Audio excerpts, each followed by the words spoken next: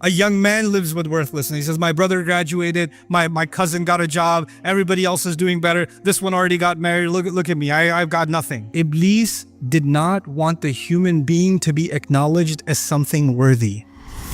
There's a discussion about lam that I had with a notable scholar many years ago, and I was surprised that a few months ago he agreed with what I said about this. And I'll talk about that in a little bit, but I want you to focus first on the first piece of this conversation. Allah has described that He is about to create our Father, and He has also described the process He's going to use to create us. He says, first of all, I'm going to make him from teen. Now let's pause here for a second. We're not the only creation on this earth made from teen. In fact, all of the animals and all of the species that exist on this planet also are made from teen. So that's the common element between us and the rest of the life that exists on this planet. All of the animals and all of the insects, all of it, that's from teen. Fine. But there's something additional about this creation that He's about to make, our Father, and by extension us, that is more than just teen. There's something more than just this animal presence, this animal existence. And by the way, we have something in common with animals. Animals seek food and shelter. We go to the grocery store seeking food. We go to the restaurant seeking food. We look for shelter too. In fact, those are the two primary things that drive us to get an education and get a job or start a business. At the end of the day, it boils down to food and shelter. What's in the fridge? And whether or not you're living in a home that has proper shelter. Are the electricity bills paid? Is the water running? What I'm trying to say is we're just way more advanced at getting food and shelter than animals, but at the end of the day, those are the same basic functions. And then they procreate. They have children. They continue the species, and that's what human beings do too. So in that sense, as far as the continuity of life, we're not that much different from the animal kingdom and from what any other species does. We build homes, a bird builds a nest.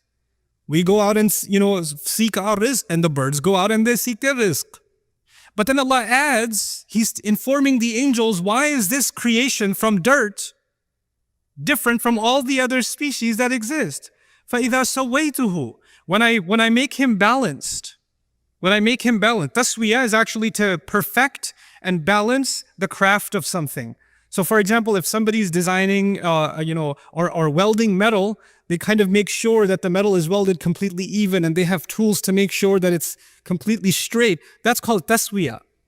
So Allah says that there's a level of balance and perfection that is going to be added to this creature that doesn't exist in other creatures. But in one sense, other species physically have way more balance than we do. Monkeys can hang on one arm.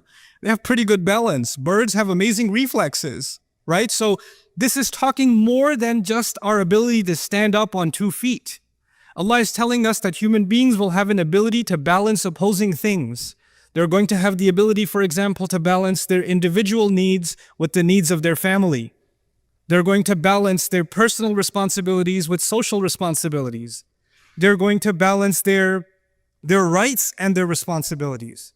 They're going to balance, our entire life is actually going to amount to balance. And in fact, today, now, there's a multi-million-dollar industry that, teaches, successful people, business people, executives, they attend these work-life balance seminars, right, to achieve balance. And Allah says that human beings have the potential, this human being will have the potential to live a life that is evened out, that's balanced. As one of the great qualities of the human being that Allah describes, that's going to make him amazing. So first, he's made like every other animal, but then he's got this remarkable ability to balance things. And then he says, on top of all of that, وَنَفَخْتُ فِيهِ مِن رُوحِي. By the way, one aspect of balance before I go further is he says, the balance is actually between our impulses, our emotions, and our thought process. So let me explain what that means. When a hungry dog sees something, it goes and it bites it. It doesn't think about the consequences. There's the emotion and then there's the action. That's it. But human beings, they can look at something and say, no, that's illegal. No, that's haram. Their mind comes in at work. They think about the consequences. You're getting late for work. There's a red light, right? You have the ability to balance your emotion, your need, your desire to get to work early, but your need to abide by the law and stop at the red light. We're able to balance our thoughts and our emotions. Unlike other species, when they have an emotion, they have an impulse, they jump on it. They react. But we can think about the consequences. We can think about the long term. We can hold ourselves back. That's actually one of the great names of our intellect in the Quran is Al-Hijr and An-Nuha. These are words that are used to describe our intellect. And Al-Hijr means a boulder, a rock, because a rock is a barrier to moving forward. And An-Nuha is prevention, because our mind prevents us from doing stupid things. It gets in our way, and sometimes, I get overwhelmed with emotions and we make stupid decisions, or we say things we shouldn't have said, or we do things we shouldn't have done because we weren't thinking at the time, because we let our emotions get out of balance, right? So Allah Azza wa Jalla here says, human beings will be made with this amazing ability of balance. Then He says, وَنَفَخْتُ فِيهِ مِنْ رُوحِي. And then on top of that, I will blow into him from my own ruh, meaning the ruh that Allah especially designed for this human being, this special spiritual connection, this special thing that will connect him, this human being, and Allah together in a unique way, in this unique, powerful way. That's what's going to be inside him. So this ruh is inside him, unlike other animals and other species. There's a special kind of thing, a special kind of light inside this human being. So he's made up of these three things. He's made up of dirt, and he's made up of this balance, and he's made up of this ruh. Three components Allah described in this ayah, and He let the angels know these are the three parts that will make this human being amazing. And when these three things come together, then فَقَعُوا لَهُ سَاجِدِينَ, then fall into sajda. And Allah is making a claim here to all of the angels. And the angels, it's important to note, the angels don't just see the seen. The angels are creatures of the unseen. So what is invisible to us, like the arsh of Allah, what is invisible to us like the jinn, what is invisible to us like the secrets of the skies. Many of them, the angels, they travel through the skies. So we can be amazed by a mountain or an ocean or a waterfall, the seen world. That amazes us. When somebody studies the universe and looks through an electron microscope, they can be amazed by the vastness of the seen universe. Can you imagine? Add to the seen universe those that have seen the unseen also. How much more amazed by what Allah does are they? And then on top of that, they get to communicate directly with Allah. Allah talks directly to the angels. They're not like us. They have direct back and forth communication with Allah. And Allah is telling them that this creature is so incredible. Of all the vast universe that He created, of all the things that He put in this remarkable seen and unseen kawn, He says this one thing is so powerful that every last one of you should be overwhelmed at what Allah has done when He created Adam. That you should fall into sajda. You should just be like in awe of this incredible miracle of Allah that deserves that all of the angels of Allah, فَسَجَدَ الْمَلَائِكَةُ كُلُّهُمْ أَجْمَعُونَ, all of them, all together fell into sajda. The thing is, when the staff of Musa alayhi salam incident happened, a few magicians fell into sajda. When a few people heard the Quran, a few, the disbelievers fell into sajda, or some Christians fell into sajda. You find some fall into sajda. And you find in this one incident, every angel that Allah ever created is commanded to fall into sajda. How big of a miracle, how big of a deal is the creation of Adam alayhi salam? How powerful is this creation? When you contemplate that, and again, Adam has not been created yet. This is just the announcement. Why should you be so amazed? What deserves this sajda? What warrants it? Why should they fall on their faces? Well, it's because of these three things. إِنِّي خَالِقٌ بَشَرًا مِّن طِينٍ فَإِذَا سَوَّيْتُهُ وَنَفَخْتُ فِيهِ مِّن رُوحِي. Then الفاء السببية, therefore or thereafter fall into sajda. The fa could be sababiyah too. Thus you will fall into sajda before Him. So now this announcement is made. And Iblis, we know, heard this announcement also. And if Iblis heard this announcement, he also knows that Adam is made up of three things. I keep saying three things so it sticks in your head. Three things, three things, three things. But we know that when Allah tells us that when he refused to do sajda, he turns to Allah. He doesn't say, خَلَقْتَنِي مِن نَارٍ وَخَلَقْتَهُ مِن طِينٍ وَسَوَّيْتَهُ وَنَفَخْتَ فِيهِ مِن رُوحِكَ. He doesn't say that. He says, you made me from fire, you made him from dirt. That's just one of those three things, isn't it? There's two more things. And he knows about those two other things. He knows about the taswiyah, the balance of the human being. He also knows about the ruh that is inside the human being. But when he complains to Allah that you made him from dirt, he pretends that he doesn't know about those other two things. But he does. He fully knows. This is a really important thing that I want to highlight in these brief moments in this khutbah. There's hundreds of lessons in the story of Adam alayhi salam, but I hope I can do some justice to this one lesson that I want you to take today. And that is that when he denies these other two things, he knows that if he acknowledges those two things, then he has to acknowledge how incredible the human being actually is. But if he only acknowledges the dirt, if he only acknowledges the mud, then what's the difference between Adam and a horse? What's the difference between Adam and a cow and a monkey? They eat, he eats. They get shelter, they get shelter. They have kids, he has kids.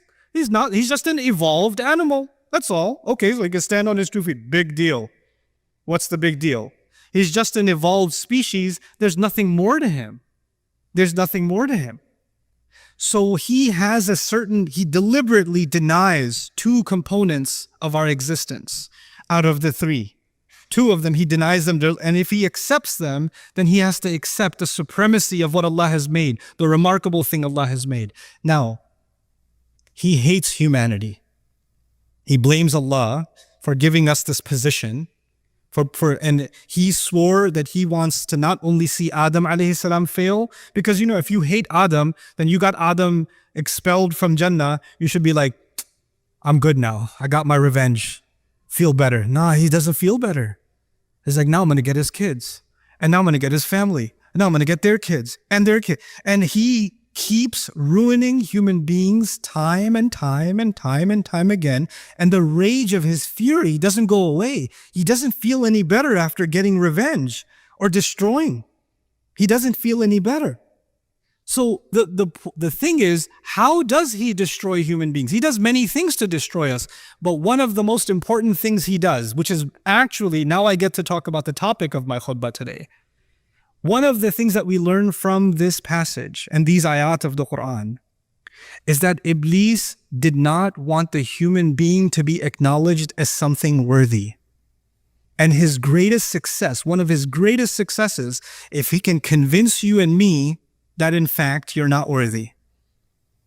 Self-worth, valuing yourself, respecting yourself as a human being is actually one of the great crises in the world today. People in the world of sociology, people in the world of psychology, people in families across the world are facing a crisis of people who don't see any worth in themselves. Oh, I used to have a job, but I'm retired now. Nobody cares about my opinion. I'm worthless. I just sit home all day. My son has a job. My daughters are gone away to college, and I'm just useless here. I'm just a burden on everyone. There's an old man sitting in his home thinking he's completely worthless. All I can do is just go to the masjid and come back, but I live with this worthlessness inside me. It's just better if I just die. These are the thoughts he has inside. He doesn't say it. Sometimes he even says it. He lives with this worthlessness. A young man lives with worthlessness. He says, my brother graduated, my cousin got a job, everybody else is doing better. This one already got married. Look at me. I've got nothing. I didn't accomplish any of those things. Oh, I wasted so many years. I should have done this. I should have done that. Everybody tells me I'm a loser. I must be a loser. What does Iblis want to do? He wants to get people to say things around you in your life. They'll say things to you that make you feel worthless. They don't even realize they're doing it. They don't even realize it. But they're having this effect on you when you start thinking, yeah, maybe I am worthless. Maybe I'm not that big of a deal. I'm a nobody.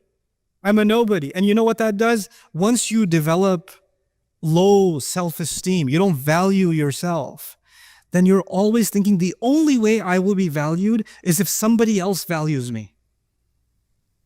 If somebody else approves, then I have value. So I'm gonna take a picture of myself. I'm gonna make sure I change all the filters enough times, and then I'm gonna post it online, and I'm gonna wait for somebody to do this, or somebody to put one of these, or at least a mashallah or something. Give me something, because if somebody gives me, I have some value. All right, now what do I got? I need more value. because I'm worthless again. I haven't posted in 2 days. I need to get back on. I need to feel valued again. When you don't have enough value for yourself, you're always looking for value from where? Somewhere else. Someone else. Always looking for somebody else's approval. Always looking for somebody else's compliment. You didn't say anything. You didn't do, so what do you think? What do you think I should do? What do you think of this? What do you think of that? Constantly asking for somebody else's opinion. Because without it, you're worthless. When you truly realize your worthiness, then you realize that if someone is criticizing you and saying, hey, you said this incorrectly, or you need to improve this, or this could be better, then they're doing me a favor to help me improve. I don't feel like I'm being insulted, because when you have really low self-worth, then criticism feels like you're being pushed even lower down. But that feeling goes away once you have value for yourself. Once you recognize Allah has given me value, then you start seeing correction or criticism as an opportunity to grow. It's not humiliating anymore.